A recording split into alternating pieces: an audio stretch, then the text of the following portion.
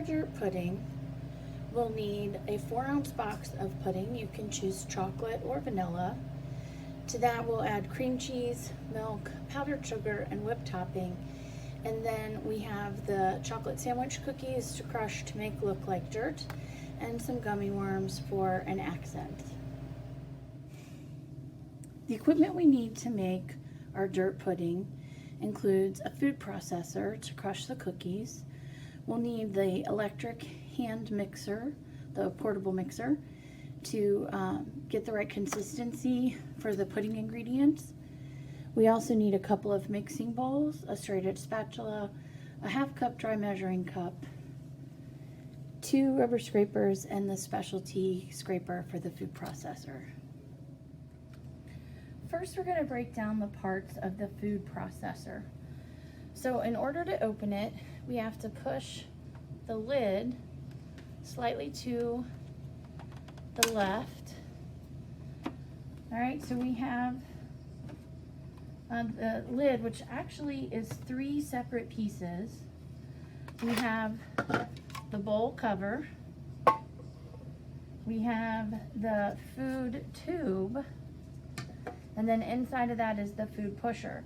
So if we were actually feeding an ingredient in, we could push behind it safely without involving any appendages.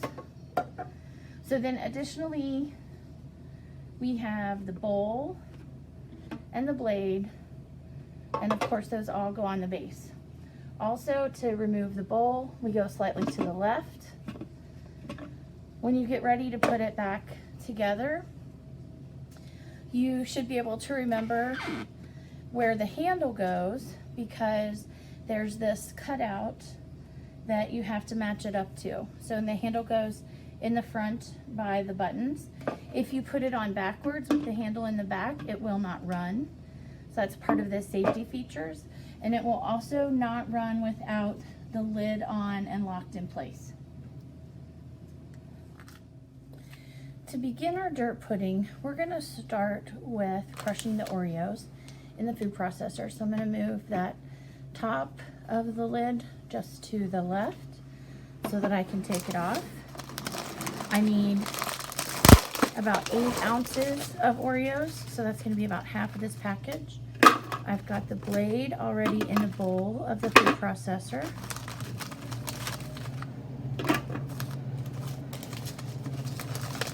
I'm just going to add the Oreos all around the bowl. And then we'll put the lid on just slightly to the right, push it to the center so that the handle's lined up in front of the buttons, the controls, and in line with the piece on the base that matches. And we're just going to pulse. So there are 3 different settings that you can use to run the food processor. This food processor, there's on, which leaves it on continuously.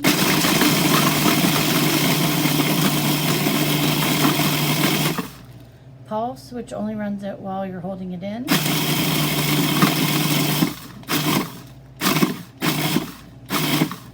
And that can be really good for getting things to move around into different spots and better able to be processed.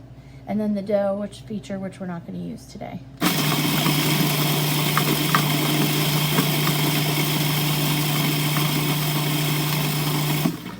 So our goal here is to get all of the cookies finely chopped so that they look like dirt. Move this off to the side. And I'm going to unplug it before I do much else with it. Move it off to the side, and you can see that they're nice and fine and dirt-like. And so we're going to set those aside and mix the main body of the pudding. So to start the main part of the pudding, we need to measure 1.5 cups of milk. Remember, when you measure a liquid, your measuring cup should go on a level surface. You need to pour it in until it looks like the right amount. And then you need to bend down to eye level to check it and make sure it's accurate.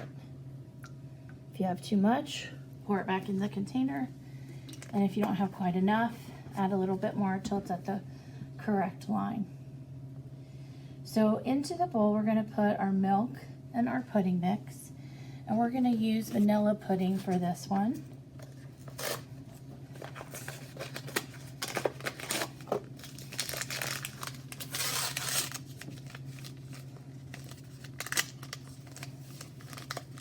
And we're going to use an electric mixer to bring it together. It's important to note that the most electric mixers, most hand mixers, have two different spots for the beaters. And the beaters are marked differently. One usually has an extra piece of metal, and they have very specific sides that they have to go in. If you put it in the wrong side, a lot of the time the beaters will fall out. So that'll be a good indicator that you haven't put it in properly. So, and when you use the hand mixer, you always want to make sure that it stands straight up as you use it, because it tends to throw a little bit less out of the bowl, so it's a little bit less messy. So I'm going to go ahead and pour my milk in, and then I need to beat this for 2 minutes after it comes together. So get it together a little bit, and then we're going to start the timer.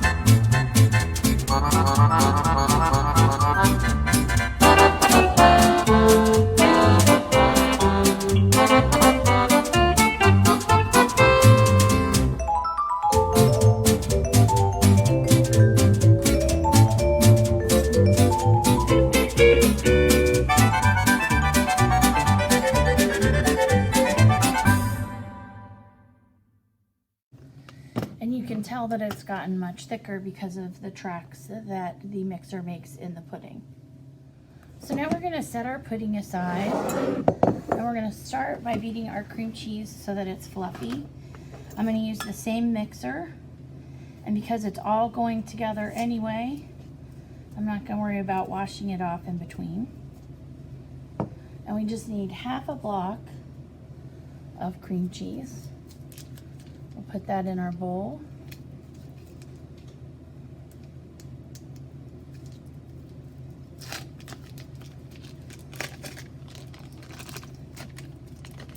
If it doesn't drop cleanly, you'll want to use a rubber scraper to get the excess off. And then we're going to also get our powdered sugar ready. Remember, powdered sugar measures just like flour. So we're going to stir in the container to add some air, spoon it into the measuring cup so that it overflows or heaps over the top, and then we're going to level it off.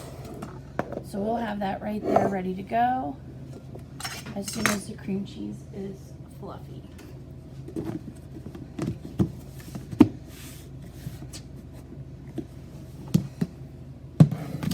Alright, so we're just going to beat this till it's fluffy.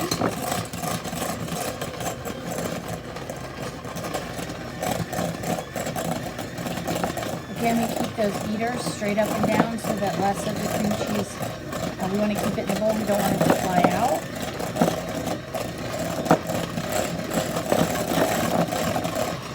Now we're going to add that powdered sugar a little bit at a time, because again, we don't want to have a bunch of powdered sugar flying everywhere.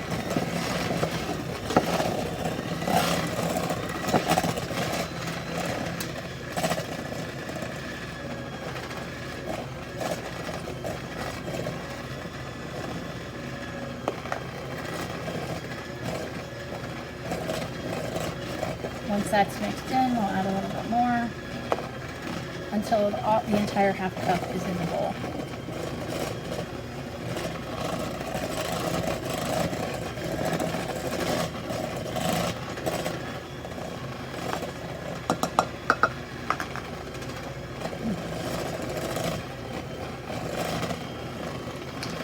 Scrape that bowl down so that everything gets into the center and gets mixed well.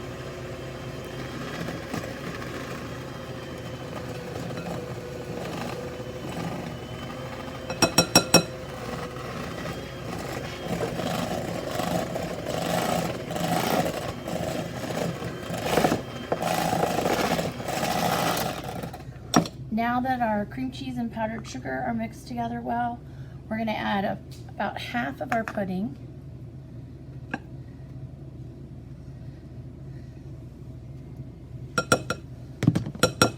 And using the electric mixer, we're going to stir that into the cream cheese, beat that in.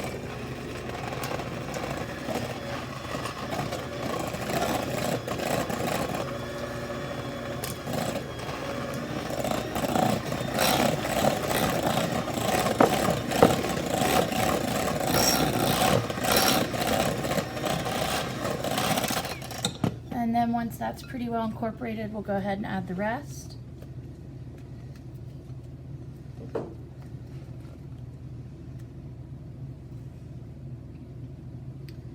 By adding it in portions, we ensure that it mixes smoothly.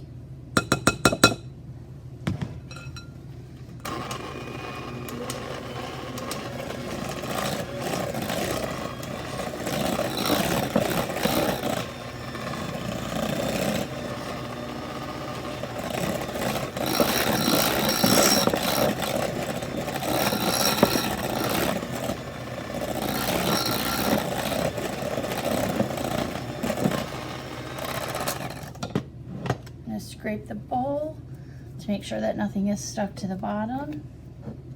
And then we'll give it one more mix before we move on to the next step.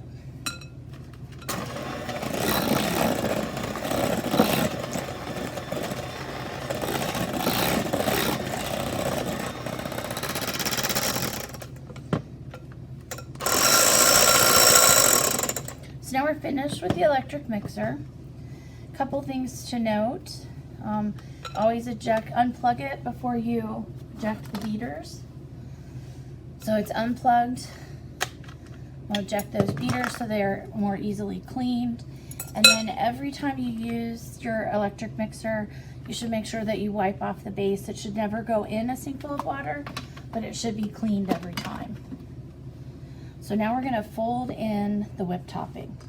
My recipe calls for 4 ounces of whipped topping, and I have an 8-ounce container here. So I'm going to just approximate. I'm going to take about half of that out. And then we're going to fold that in. And when we fold, we cut down through the middle, come up the side, and fold it over the top. And then we rotate the bowl about a quarter of a turn. This keeps it nice and fluffy. Where if we use the electric mixer, instead of adding air, we might beat it right out of the whipped topping. And we do this until we don't see any more separation between whipped topping and pudding mixture. So it doesn't take very long. Again, fold is down through the middle, up the side of the bowl, fold it back across the top, and then turn the bowl a quarter of a turn. Almost finished here.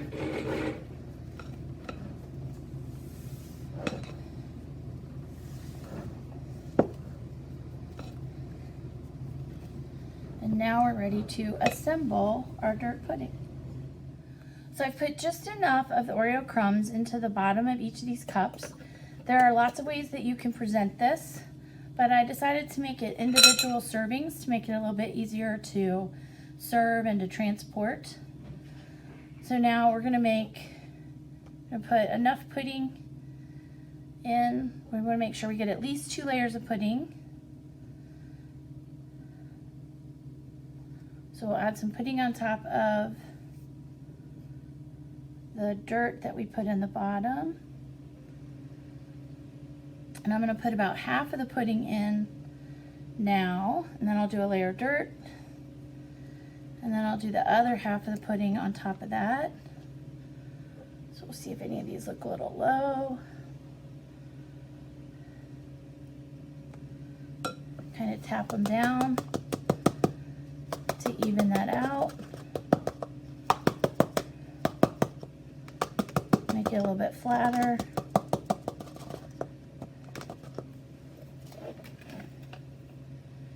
So we'll add just enough dirt to cover the pudding again.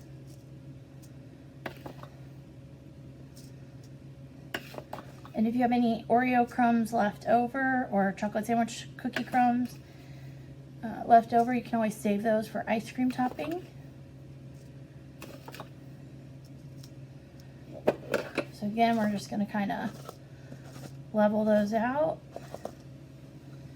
And then we're going to put this remaining pudding on top of those crumbs. Make sure that each cup gets some. And then we'll go back and fill in any that look a little low.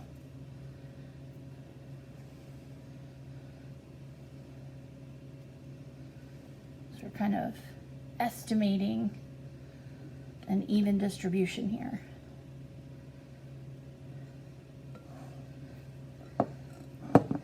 Make sure I use that rubber scraper to clean the bowl out, get it all into a serving.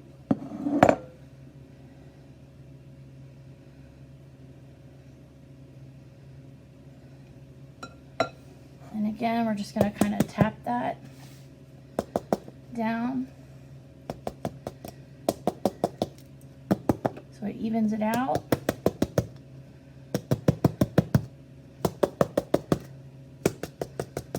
Now these are best if you can leave them for 30 minutes to an hour or even overnight in the refrigerator. Lets everything blend together better. But if you're out of time, you can serve them immediately and they're still pretty good. So just enough crumbs to cover the pudding on the top.